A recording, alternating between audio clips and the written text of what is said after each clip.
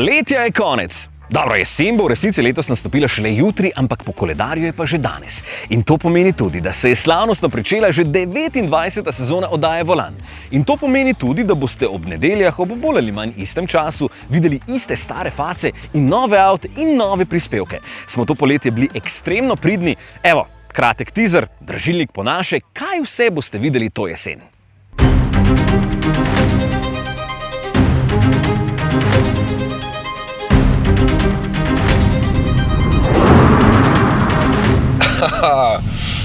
To je to.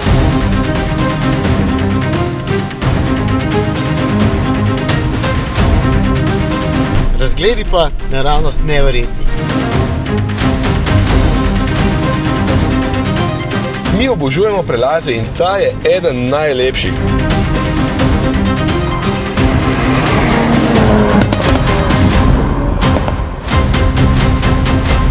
Danes pa priznam, da sem malo na trnih.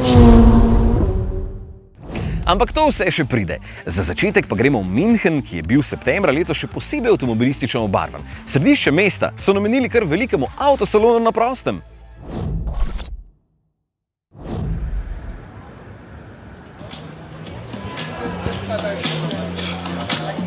Volkswagen se je zbudil in München končno izkoristil za pravo ofenzivo svojih novih modelov. Govorimo o skupini Volkswagen, jasno. Letos in lani bodo skupaj predstavljali več kot 60 novih modelov, da ohranijo svoj vodilni tržni delež v Evropi. 28% je. In za začetek so me povabili v svoje središče zraven salona, kamor grem pa zelo kmalu. In tukaj so povedali eno zelo pametno stvar. Očitno novo vodstvo zelo pametno razmišlja ali pa so poslušali nas, zato bodo ohranili svoja stara imena svojih novih modelov, tudi če so električni. In zato se bo novi električni Polo imenoval ID Polo. Fajn. Tudi GTI bo očitno, pa tudi Cross, ampak tale mačkan kasneje. Še prej pa pripelje Cupra Raval na čist novi platformi, na isti platformi za mala električna vozila, na katerih bo tudi Škoda Epic. To bo njihov najmanjši električni avto, izgleda pa najbolje. Nič, zdaj grem pa na salon, tukaj vidim, da se bo žurka začela, tako da očitno moram jeti, ne?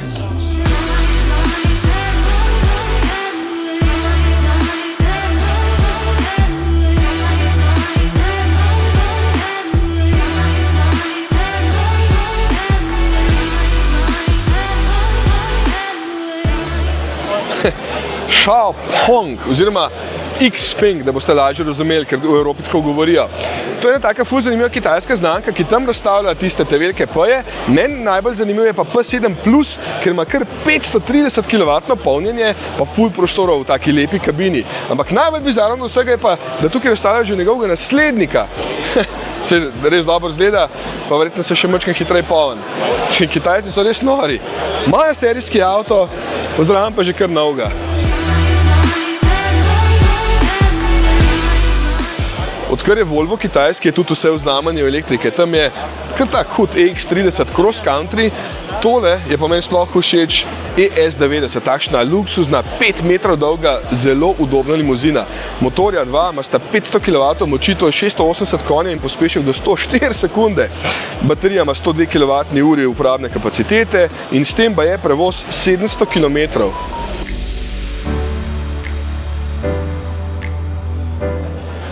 Samsung ima totalno hude zaslone, ki bodo ziher našel svoje fotoavte, recimo unga okrogoga, čeprav dobro, tiste je že omenil, potem take zložljive, pa čist tanke, potem take, ki se kar navijajo, pa se pol zložijo noter. Potem tukaj zraven kažejo, kako vzdržljivi so, ker pri minus 20 stopinjah testirajo zlaganje, že ne vem, več kot 30.000-krat so probali isto stvar, ampak najbolj je pa mene presenetil tale raztegljivi zaslon 3D, ki se lahko zloži tudi v ravno površino ali pa taka bula. Evo, ful hudo. In tako bojo pol zaslončki enkrat, ko bo imel lahko une ta prave gumbke, pa se bo pa lahko kar zložil, pa bo lepo raven. Res, tega pa še nisem videl. Evo, lej, zdaj se pa ravna. A vidiš?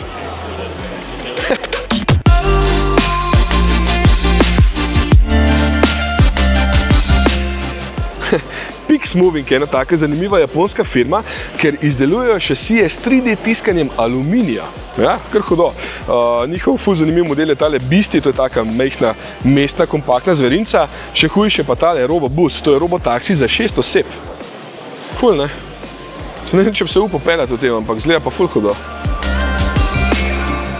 Tole je ena taka zanimiva tehnologija, sicer se ne vidi, če ne gledaš čist direkt, ampak tukaj je posebna folija na šipi in na njo se potem projicira s temi projektorji od spodaj slika in s tem ustvarja hologramski zaslon. Dal se bo na njo projicirati praktično vse, kar lahko, pa dal se bo tudi čez cel zaslon, samo mogoče to ni čisto varno med vožnjo, a ne? Razen, če boš imel tiste podatke o navigaciji in ostalih stvareh. Ampak ful dobro. Sem pa modela vprašal, če lahko tudi zraven imaš ogrevano šipo, pa vprašal sem ga, če lahko to pa tudi naknadno vgradiš v avto, pa je rekel, da mi mora to pa še sporočiti, ker ni imel pojma, pa čeprav je to razvil. Mercedes-Benz se je kar potrudil za tale salon, ker tam predstavlja novi CLA Shooting Brake z baterijo 85 kWh neto, potem tam je čist nov GLC 400, ki ima tudi ful veliko baterijo 94 kWh, pa 800 V omrežje. Najbolj me pa navdušil tale koncept AMG GT XX. Pa ne zato, ker bo naslednji let baje prišel avto podobne oblike, to temu oni rečejo kupe s 4 vrati, ker navadnih kupejev sploh ne bo več, mi je prej Robert Lešnik povedal, njihov glavni oblikovalec, pa Slovenc, jasno.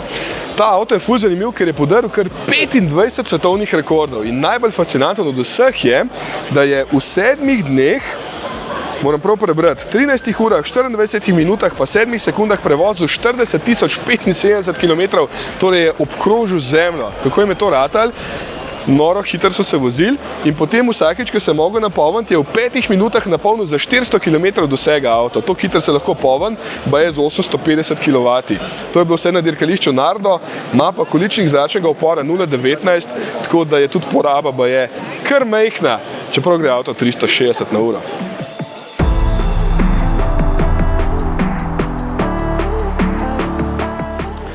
Horse je ena taka zanimiva znamka, ki razvija motorje. Tale recimo je na vodik, pa na notranje zgorevanje.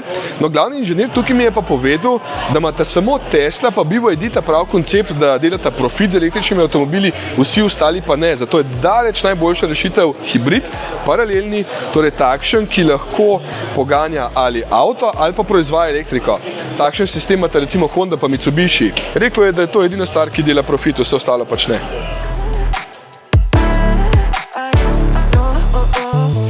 Rimac tukaj kaže, kako bo samo v 2 letih napredovala tehnologija baterij iz takšnih celičnih v takšne žepne celice in s tem bodo baterije mačkan lažje, pa tudi mačkan manjše, tam od 10 do 20%, predvsem se bodo pa ful hitreje polnile na mesto 16 od 10 do 80% v samo 6 minutah pa pol in postale bodo tudi veliko bolj varne, zato ker se bo uporabljala tehnologija polprevodnikov. Veš, to je kar hudo.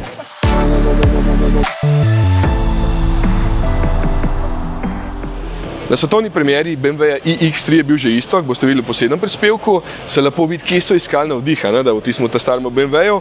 Potem tukaj je še zanimiv mini John Cooper Works s takimi posebnimi barvami, sploh pa tale iX5 Hybrid, ki se lahko napolni z vodikom v manj kot 4 minutah, pa že letiš naprej. Če česa ne raznese, ne se hecam.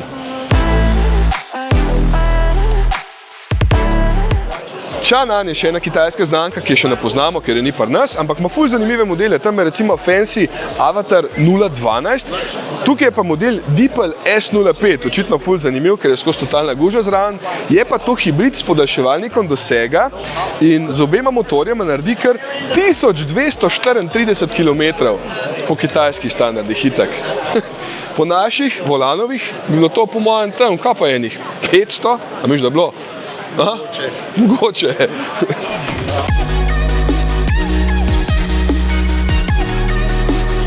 Ful je kitajski znak na tem salonu, res, kada je bil spet v Šanghaju. Tamle recimo je Forting, potem tamle čez je GAC Motors, pa Leap Motor kaže svoj novi B05, ki se tukaj sicer imenuje še Lafa 5. Še ena zanimiva znamka pa je Aito, tamle je model 5, tamle pa 9 in seveda vsi hočejo biti spet full premium. Hvalijo se z najbolj super duper natančno in z umetno inteligenco podprto proizvodno, kot vsi ostali, jasno. Vidiš, Opel je pa znamka, ki mi je res škoda. Včasih so kar žareli od novosti. Tukaj na tem salonu je pa vse, kar so spet pokazali, ta koncept Corsa Vision GS, pa še to je samo koncept. Ja, to se pa zgodi, ko ti priješ pod nove lastnike, potem pa ne vlagajo dosti v razvoj in vse skupaj. No, ampak od vseh avtov na tem salonu me je pa najbolj navdušil tale McLaren iz Lego kock, ki ga je, čakaj se da najdem, 23 dizajnerjev, inženirjev pa posebnih specialistov zgradili v 8344 urah. Porabili so 342.817 kock, tehta pa 1220 kg in se lahko zadeva celo premika. A ni hudo. Bolj tehta tudi kot prav avto. Ne, on tehta še malo več, samo mogoče gre on malo hitreje v vink. Ker to ne vem, če ne bi razpalil.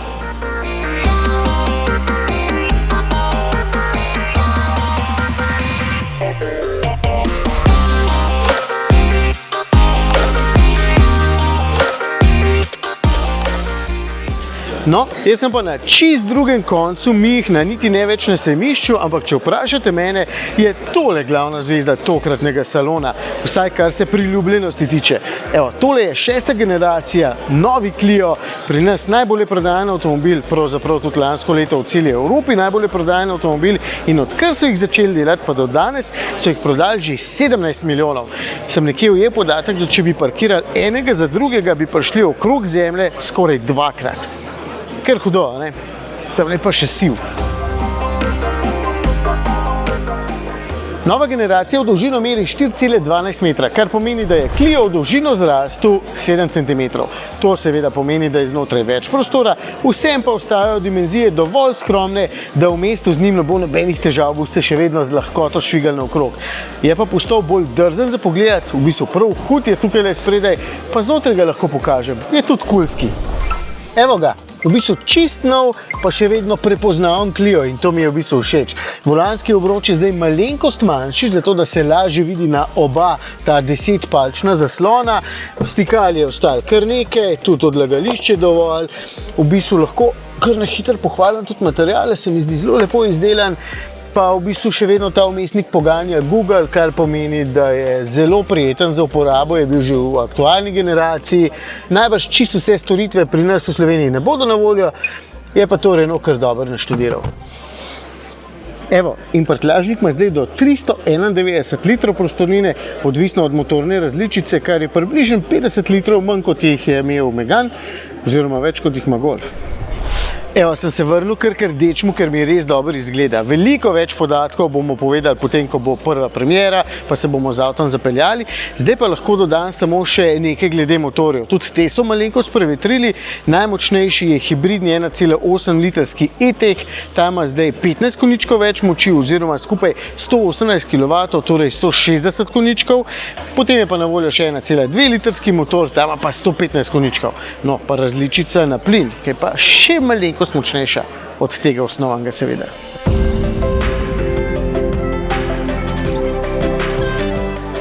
No, jaz sem šel pa stare avte gledati. Škoda letos praznuje 130 let in 120 let, odkar so začeli proizvajati avtomobile. Evo, tale je kar ta prava, ne? Tale je volan majčkeno višji gor postavljen, tamle so prestave, bremza. Ja, luštna zadeva. Tole bomo šli zdaj testirati, po mojem.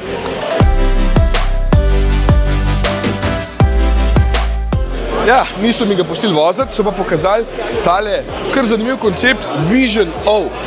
To je nadaljevanje njihove nove oblike.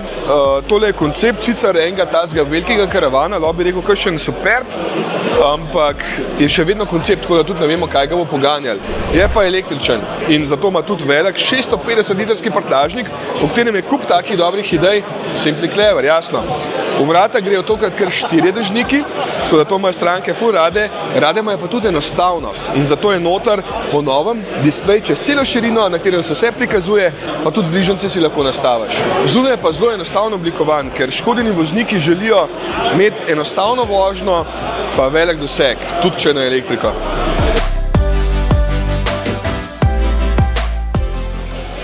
Evo, to je pa nova oblika Audija. Enostavnost pravi, da je njihovo vodilo. Čim manj nepotrebnih linij.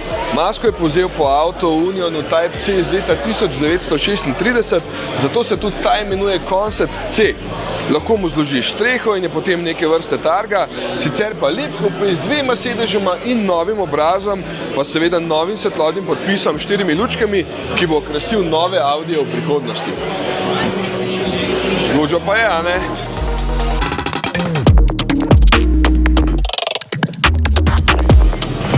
Evo, to je pa avto, do katerega sem najtežji prišel. Cupra Tindaja se imenuje. To je največja Cupra do zdaj, 4,72 m je dolga. Tindaja pa se imenuje Mitska gora na kanarskem otoku Fuerteventura. Avto je totalno oblegan, ker je res huda oblika, pa ura je že ful pozna. Drugače ima ful zanimive rešitve, notranja konzola je ful huda, sedeži so zanimivi, pa je bo kar nekaj teh rešitev tudi pri serijskem avtu, ki pa ne vem kdaj bo.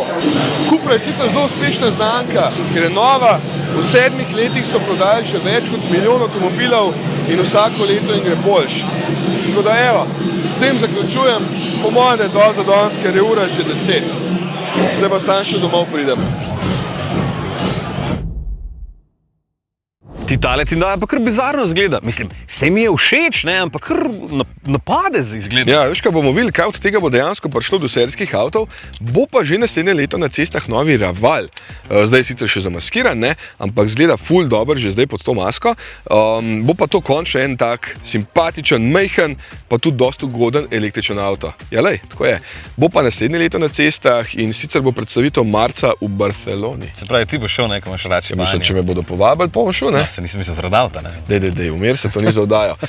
Veš, kaj mi je bilo še ful všeč na salonu? Tale polnilnica, ki ima vgrajeno baterijo 115 kWh. Vidiš, to bi pa imel doma, ne? Mislim, poleg tiste španke. Ja. Dej, no, umir se. Pa veš, kaj je bilo še novo? Znamka TOG. To je pa turška znamka, ustanovljena je bila leta 2018 šele in šele leta 2022 so dejansko začeli proizvajati avte. Tukaj na salonu kažejo modela T10F pa T10X in pazi, oba sta dosegla enega najboljših rezultatov pri preizkusnih trčenjih Euro NCAP vseh časov. Kdaj pa to pri nas? Ja, tega pa še ne vemo, ker noben nič ne govori o tem. Jaz sploh nisem vedel, da to obstaja. Ja, lej, nikoli ne veš, mogoče pa pripeljete jutri. V vsakem primeru pa pripelje novi BMW iX3, ki sem ga videl pred tabo, ker sem bil 3 dni pred tabo in... Se lahko to je parjato? Ja, vždy.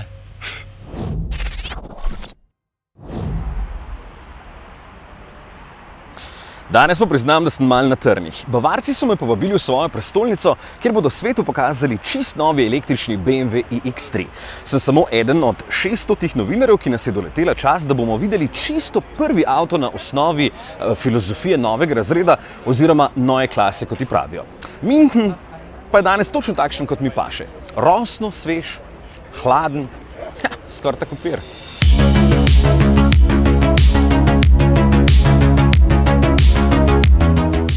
Ni pa to prvič, da so uporabili to filozofijo. Prvič so jo že leta 1962, ko so s takratnim nove klase spremenili avtomobilski svet in tudi smer znamke BMW. Ja, za tiste cajte je bilo tole nekaj revolucionarnega.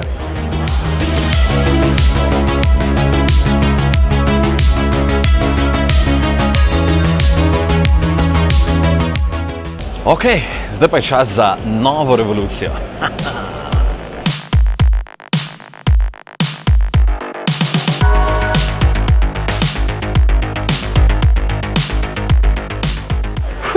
Res so si dali veliko dela z novim električnim BMW-jem iX3. Je nekaj drugačnega, izgled je posebnega, je pa to tudi pomembno za lepše rezanje zraka in posledično manjšo porabo elektrike. Kako to dosežejo, me je zanimalo, zato sem za rokav pocukal Oliverja Heilmerja, vodjo oblikovanja za nove klase pri BMW. Well, at BMW we do have an interesting process. The process is not sequential, which was the fact in the past maybe, but we are really working jointly together at the same point in time. Means that engineering, design, aerodynamics are sitting together and developing together, let's say, the new shape, the new architecture. The impact of aerodynamics is way bigger into an electrified engine rather than compared to an IC, right? But on the other hand side, the advantages are more on the proportion. The overhangs might become shorter, which is important for BMW. The wheel size can be increased. The interior space is way better. We took the, let's say, the mindset and let's say the way how we are treating surfaces, right? This bonnet, for instance, this specific acceleration towards the front, towards the headlight, is something that we did in the past. So it's something that it's more on a subtle way that you, that as a customer, feel reminded by the past, but it's not as literal as it could be.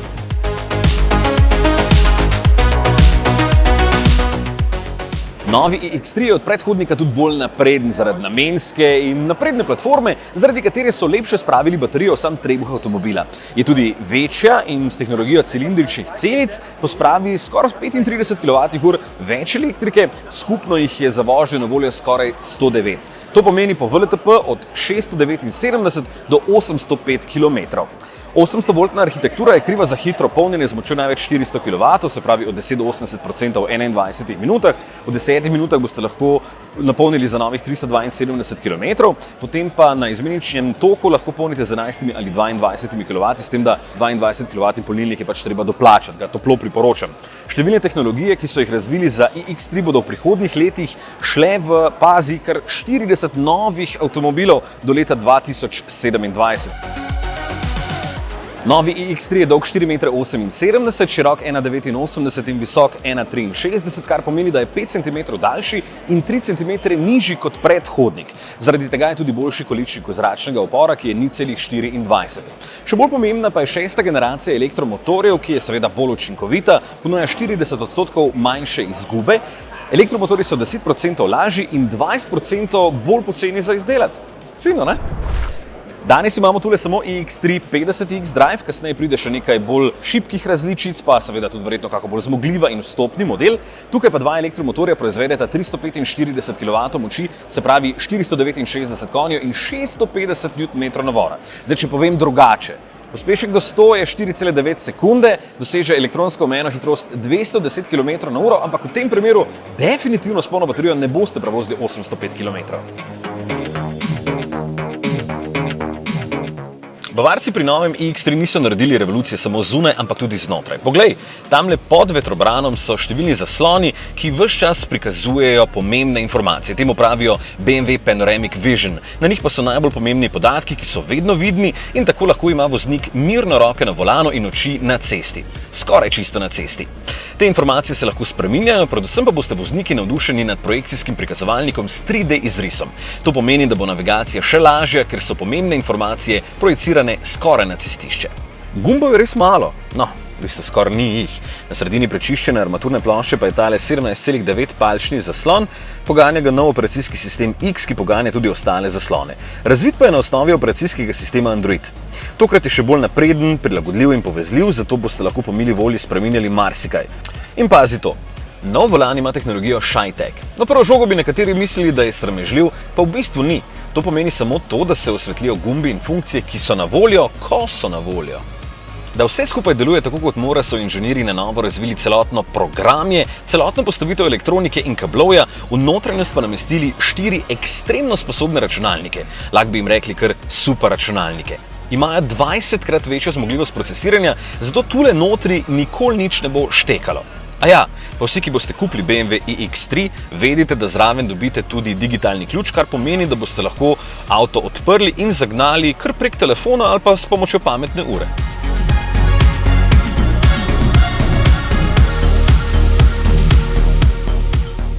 Novi BMW iX3 bo polariziral.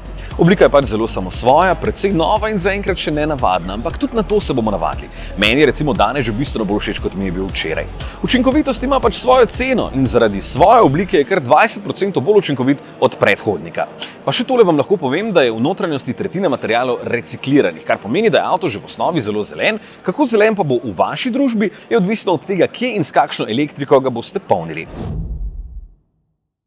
Kako to misliš, kakšna elektrika? Lej, to pomeni, da če iX3 polniš z elektriko iz obnovljivih virov, dosežeš CO2 nevtralnost v primerjavi s klasičnimi avti že po 17.500 prevoženih kilometrih. Ok, Ico, to razumem, ampak no. Saj veš kaj, standardno vprašanje naših gledalcev, kaj pa je z baterijami? To je totalna scenerija, saj veš. Zato pa so nas pri BMW-ju peljali v njihov center za recikliranje avtov. V enem takem centru jih letno reciklirajo od 6 do 10 tisoč, pa imajo takih centrov 3000 po celem svetu, od tega 120 v Nemčiji. In kaj naredijo? Je tam v bistvu ful elegantno razstavijo avto. Ful je bilo zanimivo, ko smo videli, kako lepo tekočine odstranijo, pa vse tiste uporabne dele tudi ful nežno odstranijo, da lahko prodajo naprej. Ne? Najbolj je bilo pa atraktivno tisto, ko smo lahko dejansko mi pomagali pokati airbage, ker jih je pač treba aktivirati, preden avto recikliraš. Ja, je pokal ful. Ful smo imeli zaščitno opremo, ampak še bolj pa je pokalo pol, ko so dejansko stiskali te stare avte, pa niti ne stare, tudi vse prototipe stisnejo v tako kartonsko kocko. Najbolj mi je bilo žal za M8 Competition, ker tistega bi pač rajši jaz pelal domov, če ne bi si gumbi delali. Ne? No, ampak ko si rekel prej baterije, ne? Tudi te reciklirajo. Ja, kaj pa naredijo? Dejansko baterijo razstavijo, peljejo na mehansko mletje, potem dobijo tako snov, ki ji pravijo črna masa. No in iz te črne mase potem s kemičnimi postopki pridobijo kobalt, nikel in litij. In ta litij, torej stari litij, ima čistost 99,99%, kar pomeni, da je spet uporaben za proizvodnjo novih baterijskih celic. In vidiš, uporabijo staro robo, kar je ceneje, boljš za zemljo, tudi zato, ker ne rabijo kopati novih dragih zemlj. Ne? No, lej, to mi je že všeč. Upam, da tudi Kitajci delajo na tak način, ker sem ravnokar imel na testu njihovo škatlo. Vem, jaz sem ti jo zrihtal. Ja.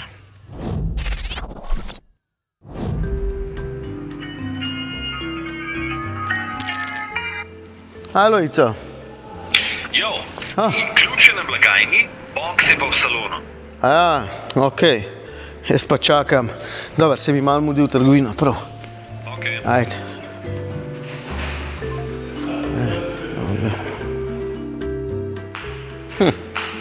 Barva mi pa ni ful všeč.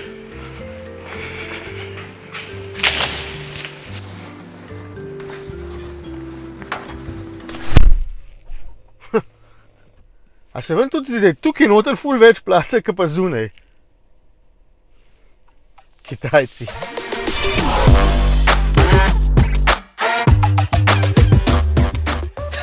Mal hica za uvod. Sicer je pa tole boks, ki ga hočem pokazati, ne tista kartonasta škatla. Dongfeng boks. Sliši se mogoče kot Bond, James Bond. No, sicer je pa tole majhen kitajski električni avtomobil, 4 metre je dolg, eden najcenejših je pri nas, pa je v bistvu zelo zanimiv. Bo treba očitno na novo definirati, kakšno mišljenje imamo o električnih kitajskih avtih, ker se tukaj ne boste čisto nič zmrdovali. Boks ima namreč kar nekaj lastnosti, ki so ponavadi značilne za mnogo dražje avtomobile. Tukaj se vidi, da so razmišljali izven škatle. Out of the box. Box, ne? Razumete? Ok, neham. Skratka, tole ni test, tisti še pride, tole je prvih nekaj lastnosti, ki sem jih takoj opazil, ker avto še spoznavam. Precej majhna baterija pomeni, da so morali naštudirati kar nekaj stvari, da je doseg lahko precej dober. In ena od njih so te potopne kljuke, ki se potem med vožnjo, evo, takole skrijejo, da je tukaj ravna površina in v bistvu zrak lahko med vožnjo nemoteno šviga mimo. Ne vem, kdaj sem nazadnje videl avtomobil s potopnimi kljukami, pa da ni bil vsaj še enkrat dražji. Pa še res dobro izgleda. Sicer ne vem, koliko to zares pomaga pri sami porabi, ampak očitno se malenkosti seštevajo, ker je na koncu poraba v bistvu res dobra. No, avto pa še bolj frajersko izgleda. Zdaj ga pa odklenem, da mi zaigra. Evo me. Tukaj zadaj je 326 litrov prostora, kar je za segment nadpovprečno veliko. Ampak vem, predno zdaj rečete, ja, potem je pa tam noter dovolj prostora samo za 4 mravlje. Ne, boks je, kar se prostora tiče, škatla v pravem pomenu besede.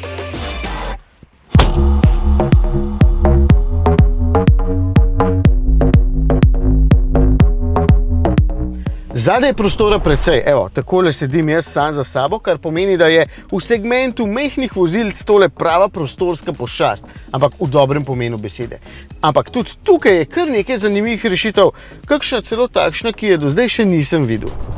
Evo, sprednji sedež se takole zloži, mimogrede, ste opazili, da je električno pomičen in potem tukaj dobim pravo posteljo. Moment, na hiter malo zadremam. Hec, saj nimam časa. Sem pa dobil idejo za naslednjič, ko bo treba polniti baterijo. Ležal bom tukaj zadnji, pa jedel čips, pa gledal, kaj je tam na ekranu. Animacije, avatarji in podobno so kar pomemben del kitajske kulture, zato to uporabljajo praktično povsod in zato je tukaj osrednji zaslon kar mal poseben, ampak po svoje na zanimiv način puncam bo gotovo všeč. Takoj ob vstopu vas namreč na sredini počaka mucek, ki ga lahko takole pobožate, pa se pol premakne. Evo ga, je to po feng shuju zelo dobra stvar in lahko si izberete enega od kar nekaj nastavljenih sporočil za bolj optimističen začetek dneva. Če vam tudi to ni dovolj, imate možnost predvajanja glasbenih vložkov ob odklepanju in zaklepanju avtomobila, ki potem glasno še ostalim sporočijo, da ste tukaj. Po svoje kar zanimiva fora, če vam bo šla kdaj na živce, jo seveda lahko izklopite. Lahko sem pa bolj resen in nadaljujem s tistimi stvarmi, ki so mene totalno navdušile. Materiali v tem avtu so nadpovprečno dobri. Že izgleda vse skupaj super, potem pa, usnje najdem na armaturni plošči, usnjeni so sedeži, ali pa vsaj iz imitacije usnja. Moj voznikov sedež je ogrevan in hlajen je tudi tale predalček za brezžično polnjenje telefona, da se ta potem med vožnjo nič ne segreva. Hudo, tudi tega nima praktično noben drug avto tega cenovnega razreda. No pa ta predal je tudi hud. Ena mizica.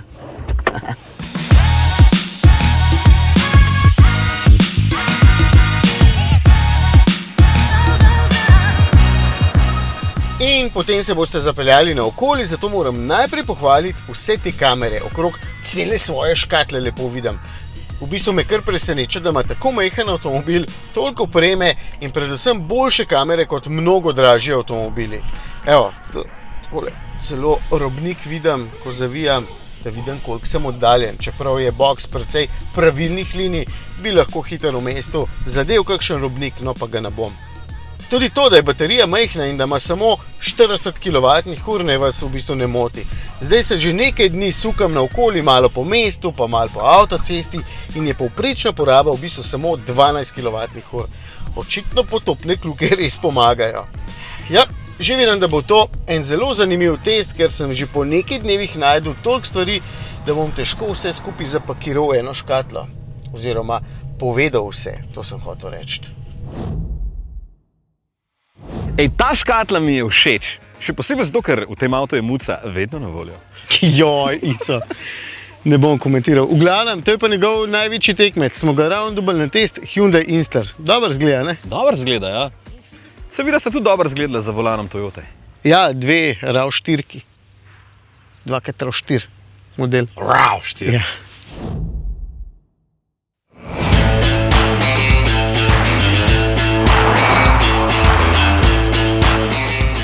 Ena od stvari, ki jih pogrešam danes v osnovni šoli, kjer imam trenutno oba otroka, je manj teorije in več praktičnih prikazov, ker bi otroci tako določeno snov res dobro razumeli in si jo tudi zavedno zapomnili. Se mi zdi pa, da se morajo samo pifljati določeno snov, ki je niti ne razumejo in itek vse skupaj pozabijo v roku enega tedna. Mi smo pri predmetu gospodinjstvo kuhali, ko sem bil jaz mulc, danes se pa učijo o delitvi vlaken in podobne bedarije.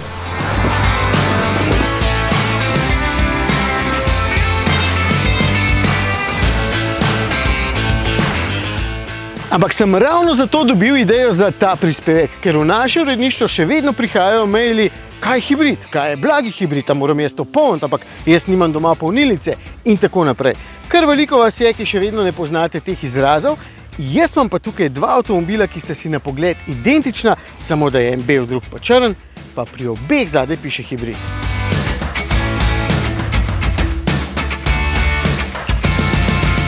In seveda je ravno Toyota sinonim za hibrid, če so pa po vsem svetu prodali že več kot 20 milijonov hibridov od leta 1997, ko so predstavili prvi Prius. Tega sem svoj jaz vozil, tako kot Leonardo DiCaprio, saj da ga on malo prej kaj jaz. V osnovi poznamo tri vrste hibridov, recimo. Prvi je blagi hibrid, drugi polni hibrid, tretji pa priključni hibrid. Ampak prvega in električno najšibkejšega blagega hibrida niti nimava tukaj, ker se nama ne zdi pravi hibrid, saj večinoma ne more niti premikati avtomobila. Če res poenostavimo, lahko rečemo, da imajo blagi hibridi večinoma 48-voltno omrežje, ki potem z malo baterijo in elektromotorjem napaja predvsem porabnike, ne skrbi pa za pogon. Čeprav tudi ti postajajo vse bolj napredni in eni že lahko premikajo avto med parkiranjem. Ja.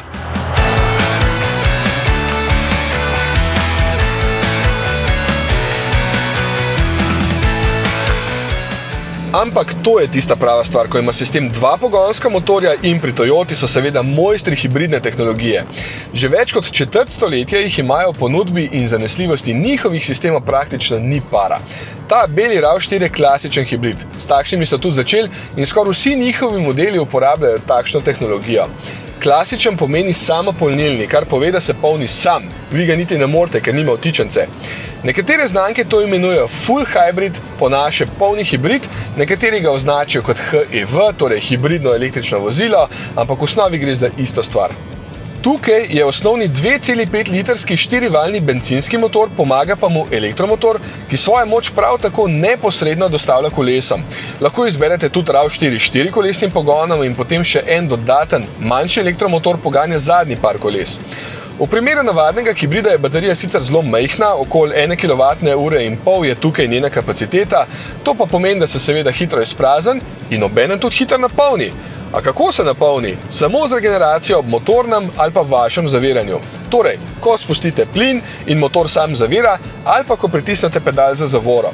160 kW moči ima sklop tukaj in vseeno na avtocesti brez težav porabe enako kot kakšen dizel, recimo med 6 in 7 litrov.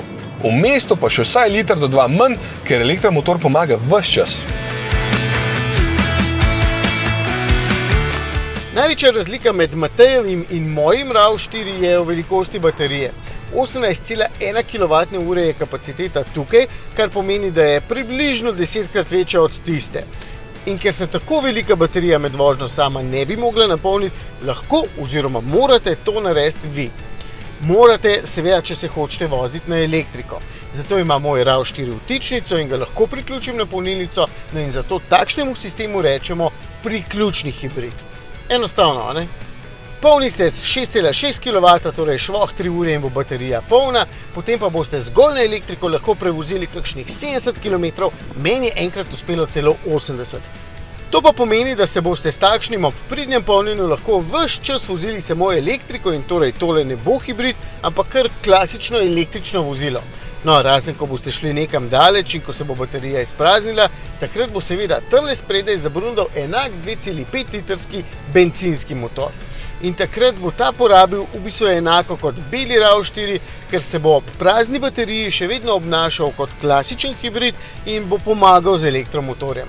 Vseeno pa, ker ima ta večjo baterijo, ima lahko tudi močnejši elektromotor in to pomeni, da je skupne moči tukaj 225 kW oziroma 306 konjičkov.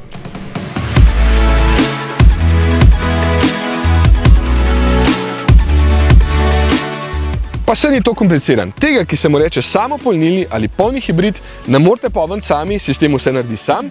Ima pa majhno baterijo, s katero lahko prevozite samo kakšen kilometer ali pa 2, pa še to samo pri zelo nežni vožnji. No, ampak ker je v mestu veliko speljevanj in ustavljanj, se baterija v bistvu ves čas polni, zato se boste vsaj polovico časa, kljub majhni bateriji, lahko vozili v tišini in na elektriko. No, že to ima pa bistveno večjo baterijo. Mi smo v idealnih pogojih prevozili skoraj 80 km, kar je res dobro. Tako da, če se boste hoteli skozi voziti samo na elektriko, boste mogli res pridno polniti, da ne boste kurili bencina.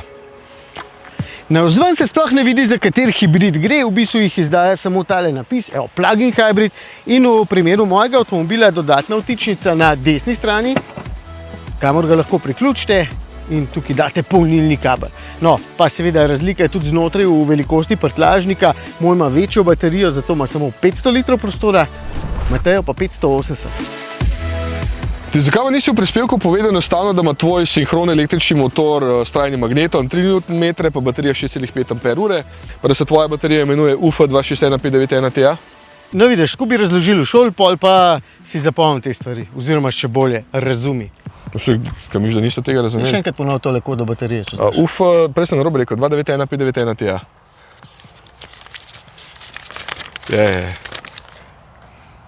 Prav ima.